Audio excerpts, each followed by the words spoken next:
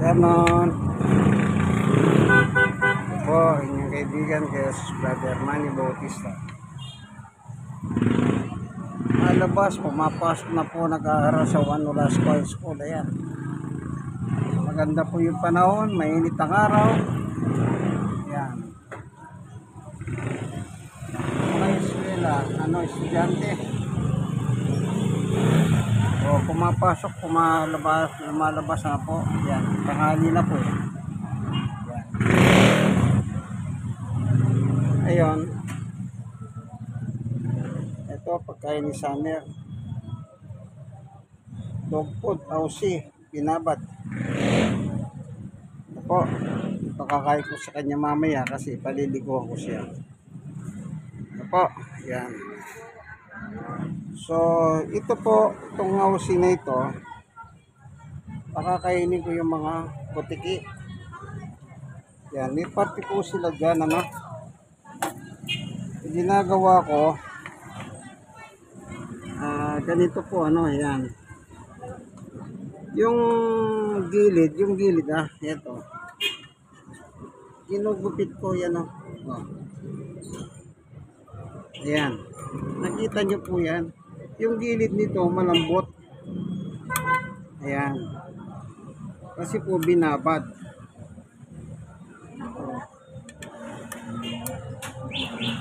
Yan. Itong ginugupit kong ito, malambot. Ilalagay ko dito mamaya para naman yung mga butiki. Pero silang tangalian. Kahit butiki yan, kailangan kakain din ng tangalian niya. Tayo mga tao nga kumakain tayo ng tangalian yung butiki pa. Ayan, lumalabas na po. Ibig sabihin, yung butiki hindi lalabas kung may tao. Pero itong butiki nito, kahit nandito po, lumalabas kasi nga, gawa ng gutom na sila Ayan, may lumabas na, nagpakita na. Ibig sabihin, isa lang ang ibig sabihin yan. Ayan, gutom na kami, hamo, kakain na kami. Ayan, ayan, siguro din ko munang marami silang makakain. Ayan, ayan, ilalagay po natin ngayon ito. So, tatabi ko muna ito, isama rito mamaya. Yan, ito yung pagkain ng butiki. Ayan, ilalagay ko po dito, yan,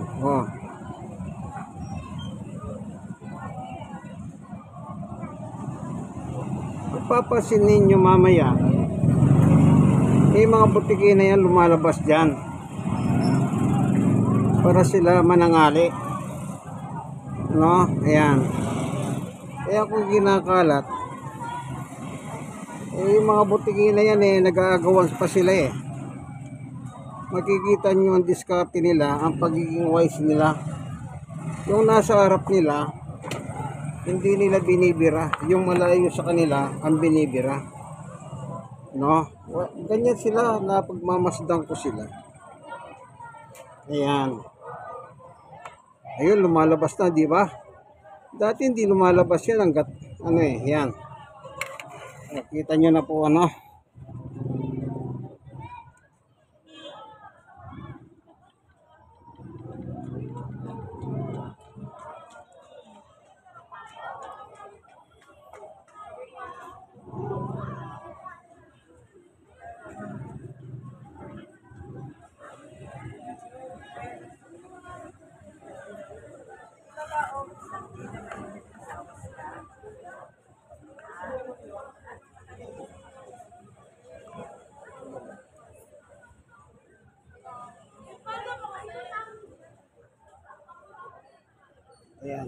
Mga butiki, kain na kayo. Handa na ang tanghalian, butiki.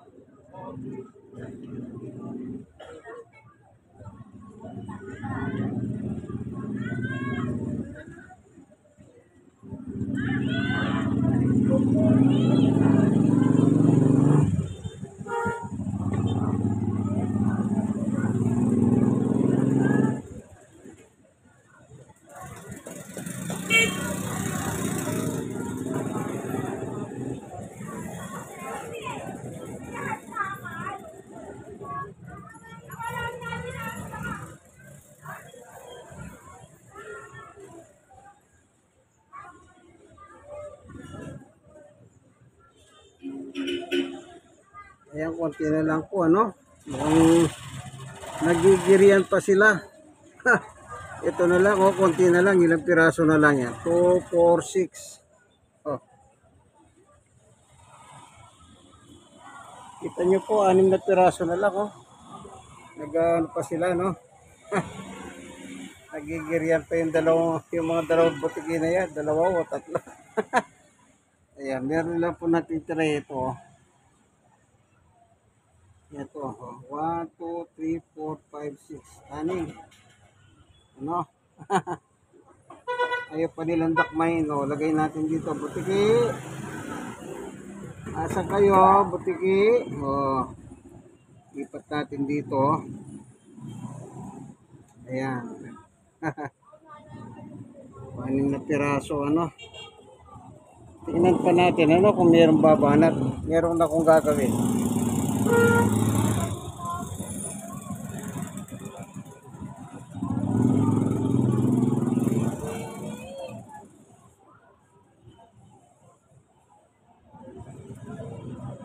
Papatakak ko lang sa tubig, ayan. Tubig itong pinapatak ko para manatili silang malambot kasi tumitigas eh. Ayan. Pag may tubig na ganyan, lalambot siya para hindi na mahirapan si butiki. Ayan. Pag malambot, madali nilang kainin. Ayan. Ano po? Ayan. Butiki, kain na.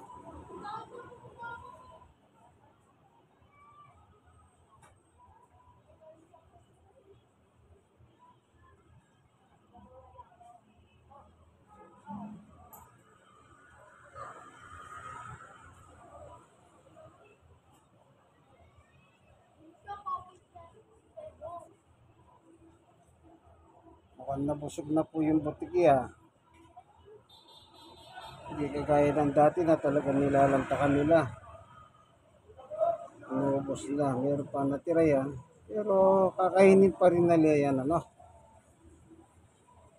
So, wala na yung mga estudyante. Nakapasok na po sa school. Ano kasi 1 o'clock na. Yung iba, nakauwi na. Ano last ko high school, ano.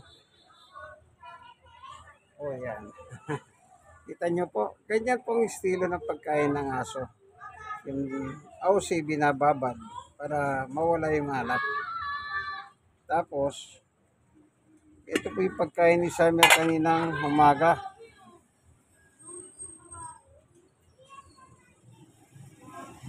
Ayan, chicken. Ayan. Chicken po yan, pinakulo sa may carrots. Ayan, pagkain po ni Summer ito, magapon. Kinakain ko na siyang tanghalian dito kanina. Chicken at saka carrots. Iniwan ng cube-cube. Ayan. No? Ito. Kumain na siya kanina, pinakain ko na. Ayun, maliligo naman siya. Yan lang, gusto ko magita pa sila butiki kung bibira pa. Bibigyan ko pa ng ilang minuto, ano? Para makita ko si butiki kung kakain. Ito.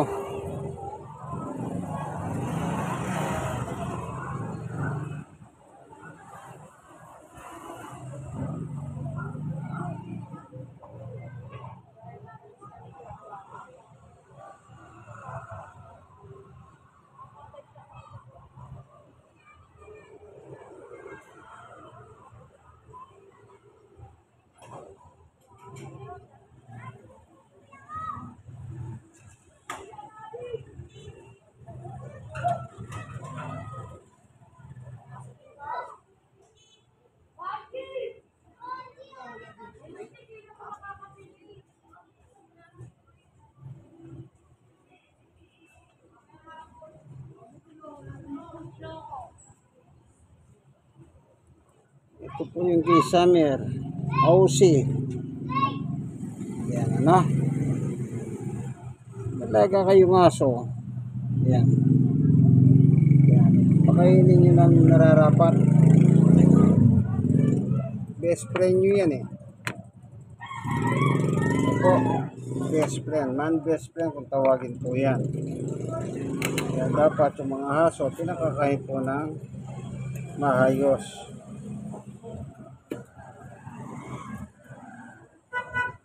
Mukhang wala ng butiki. Mukhang nabusog na po sila. Mukhang dalawa lang yata yung nakita ko. Kaya yun. Hihintayin ko na lang. Iiwan ko na lang dyan. Kung kakainin nila, ano. Yan. Tanghalian time na po, ano.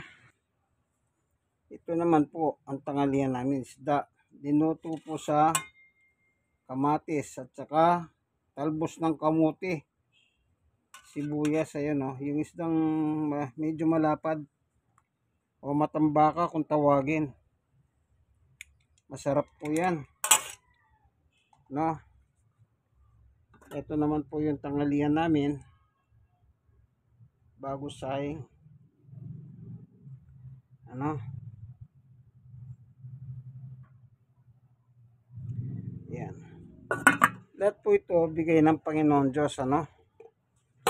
Kasi yung Diyos po ang provider ng ating pangangailangan sa buhay. Especially pagkain. Meron pa kaming leftover na manok. Ito, kakainin ko na po ngayon to. Para maubos na. Ayan. Yan po yung mga nilahan ng Diyos para naman sa amin. At saka, ito. Lemon water. Ayan. Nagiwa po kapon. 2 pirasong lemon. Ayan.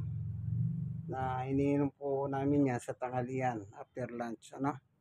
Sige po, ano. Kaibigan, ito po ang inyong kaibigan kay Jesus Brother Manny Bautista. Hanggang dito na lamang po, ano. Share and like and subscribe. Amen po ba? Siyempre, amen naman. God bless us all.